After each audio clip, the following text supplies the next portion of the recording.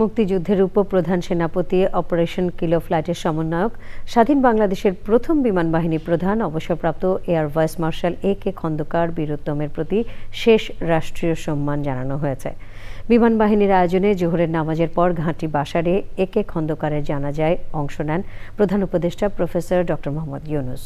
জানাজায় অংশ নেন উপদেষ্টা পরিষদের সদস্য ও ৩ বাহিনীর প্রধান সহ উচ্চপদস্থ সামরিক ও বেসামরিক কর্মকর্তারা। চকর মালিথা জানাচ্ছেন।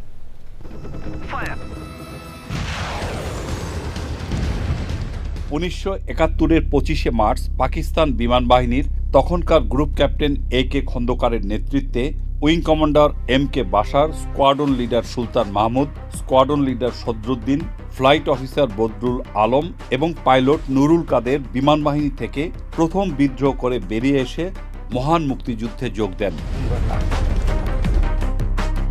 মুক্তিযুদ্ধদিনের সেই সহযোদ্ধার নামে বিমান বাহিনী ঘাঁটি বাসার প্যারেড গ্রাউন্ডেই জোহরের নামাজের পর এ.কে খন্দকার বীর উত্তমের নামাজে জানাজা।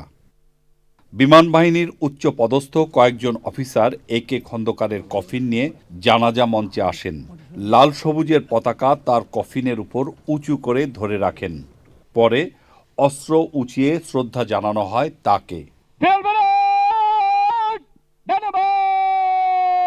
প্রধান উপদেষ্টা প্রফেসর মোহাম্মদ ইউনূস ছাড়াও উপদেষ্টা পরিষদের সদস্য, ৩ বাহিনীর প্রধান, উচ্চ পদস্থ সামরিক ও বেসামরিক কর্মকর্তারা জানাজায় অংশ নেন।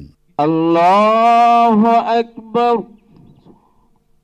পরে রাষ্ট্রপতির পক্ষে তার সামরিক সচিব মরহুম এ.কে খন্দকারের কফিনে পুষ্পস্তবক অর্পণ করেন।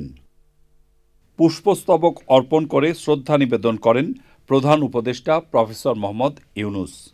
একে একে শ্রদ্ধা নিবেদন করেন মুক্তিযুদ্ধ বিষয়ক উপদেষ্টা ফারুকী আজম, সেনাবাহিনী প্রধান জেনারেল ওয়াকারুজ্জামান, নৌবাহিনী প্রধান অ্যাডমিরাল নাজমুল হাসান, বিমান বাহিনী প্রধান air chief marshal Hasan Mahmud Khan.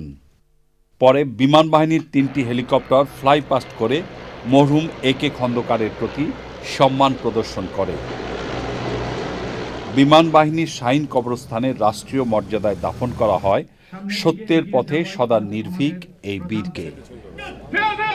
চকর Malitha, channel I, Dhaka.